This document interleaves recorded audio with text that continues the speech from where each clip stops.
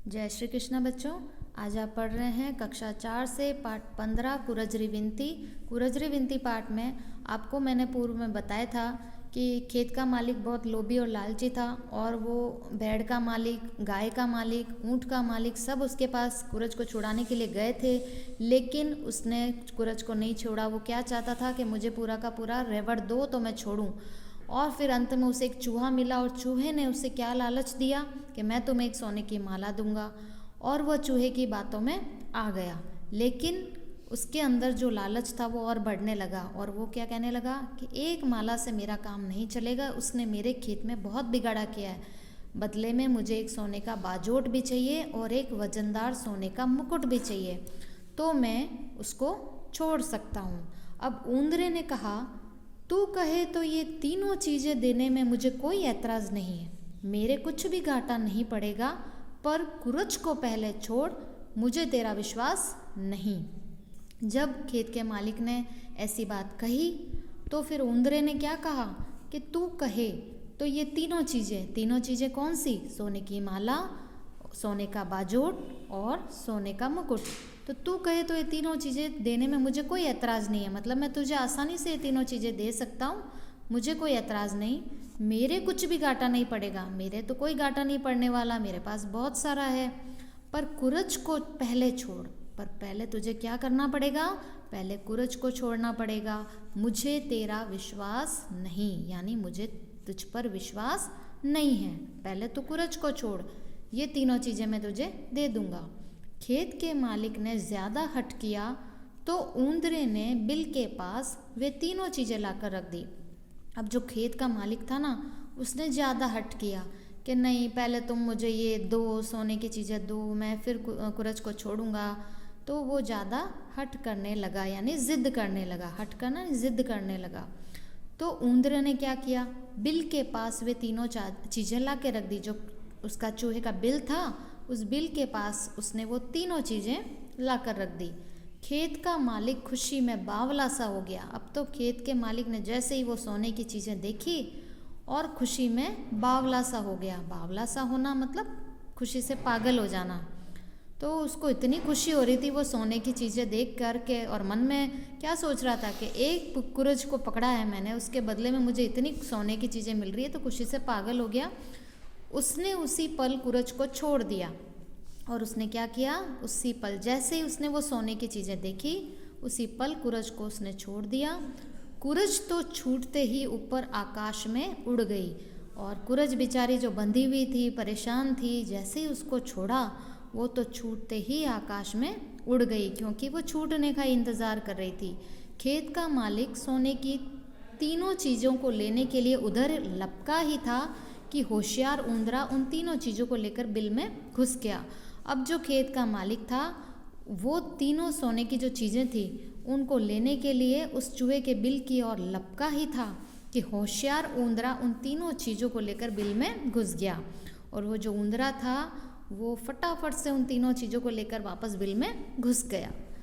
पैरों से बिल के बाहर धूल उछालते हुए कहने लगा, सोने के बदले धूल ले, सोने के बदले धूल ले। अब चूहे ने क्या किया, जैसे ही कुरज उड़ी और वो भी सोने की तीनों चीज़ें लेकर बिल में घुस गया, और अब फिर बिल में घुसने के बाद अपने पैरों से बिल के बाहर धूल उछालते हुए वो क्या कहने लगा, सोने के बदले धूल ले, सोने के बदले धूल ले। सोना तो दिया नहीं, उसके बदले में क्या दे रहा था, वो धूल उछाल रहा था पैरों से चूहा के, ले सोने के बदले धूल ले, सोना तुझे नहीं मिलने वाला, ले धूल ले। खेत का मालिक मुंह उतार कर आकाश में उड़ती हुई कुरज को एकटक देखता रहा। अब खेत का मालिक का तो मुंह उतर गया, क्योंकि कुरज भी हाथ से निकल गई, और आकाश में जो उड़ रही थी उड़ती हुई कुरज को वो एकटक देखता रहा कि कुरज भी उड़ती गई। अब क्या उपाय हो सकता था? अब कुछ नहीं हो सकता था। कुरज तो आकाश में उड़कर अदृश्य हो गई और ऊंदरा पाताल में अदृश्य हो गया। जो कुरज थी वो तो आकाश में उड़ गई और फिर अदृश्य हो गई, मतलब वो अब दिखाई भी नहीं दे रही थी, और ऊंदरा पाताल में अदृश्य हो गया। चूहा अपने बिल में गहराई में चला गया, वो भी दिखाई नहीं दे रहा था। तो खेत के मालिक को क्या हाथ लगा? कुछ हाथ नहीं लगा।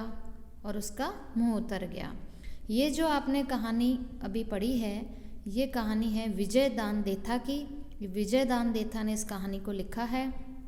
और जो आपने कुरज के बारे में पढ़ा है, तो ये कुरज कौन है? एक साइबेरियाई पक्षी है। ये साइबेरिया से हमारे देश में आते हैं। ये हमारे देश का पक्षी नहीं है, ये विदेशी पक्षी है, साइबेरिया का पक्षी है।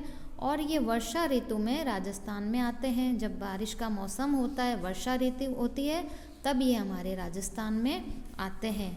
और ये पश्चिमी राजस्थान एवं भरतपुर के घना अभ्यारण्य में रहते हैं। हमारे राजस्थान का जो पश्चिमी भाग है ना, पश्चिमी राजस्थान, वहाँ पे जो अभ्यारण्य है उसमें रहते हैं। अब आप पूछोगे अभ्यारण्य क्या होता है? तो अभ्यारण्य वो जगह होती है जहाँ पे पशु पक्षी रहते हैं। पशु पक्षियों के रहने के घर को, उनको जो सुविधा दी जाती है, जैसे आप लोग अपने घर में रहते हो, आपके मम्मी पापा ने आपके लिए घर बनाया हुआ है, तो आप आराम से उस घर में रहते हो।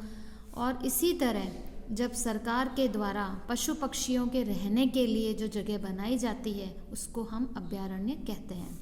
शीतकाल में ये फिर साइबेरिया चले जाते हैं। शीतकाल यानी सर्दी की ऋतु, जब सर्दी का मौसम आता है तो फिर ये साइबेरिया चले जाते हैं, वापस ये अपने देश चले जाते हैं। इन्हें सारस भी कहा जाता है। इन कुरज पक्षी को क्या कहा जाता है? इनको हम सारस भी कहते हैं। और इस पक्षी पर राजस्थानी में कई लोकगीत हैं। लोकगीत मतलब जो वहाँ, जो जिस जगह पे रहते हैं राजस्थान में, वहाँ का जो लोकगीत होता है, लोगों के द्वारा गाया जाता है। तो इस कुरज पक्षी पर राजस्थानी में कई लोकगीत बने हुए हैं। तो अब आपको क्या करना है, ये जो शब्दार्थ है इन पे भी थोड़ा ध्यान देना है, क्योंकि ये इसमें कई आपके सामने राजस्थानी शब्द आए हैं, इनको आपको समझना ज़रूरी है। अगर आप समझेंगे तो इनका अर्थ आपको पता चलेगा। जैसे कि संयत, तो संयत का अर्थ होता है मर्यादित। निरीह, निरीह का मतलब बेचारा। विवश, विवश का अर्थ होता है मजबूर। सुथरी, सुथरी का मतलब साफ निर्मल जगह। ठौड़ यानी जगह, ठिकाना। सेना, सेना मतलब होता है पक्षी द्वारा अंडों पर बैठना। पक्षी जब अपने अंडों पर बैठता है तो पक्षी के जो पंख की गर्मी उन पे लगती है, उसको कहता है सेना। गुड़ की पात, गुड़ की पात का मतलब गुड़ की चाशनी। रेवड़, रेवड़ का मतलब भेड़ों का समूह। एवाड़िया, एवाड़िया यानी संभालने वाला। खुड़के, खुड़के मतलब चट्टान की कोटर। बाजोटा, बाजोटा का मतलब लकड़ी का छोटा पाट। पयाल, पयाल का मतलब पाताल। समुदा यानी समुद्र, सागर। कांठे यानी किनारे। तो आप इन कठिन शब्दों को अच्छे से याद करना, तो आपको ये सरल लगने लगेंगे कि हाँ, इन शब्दों का अर्थ क्या है।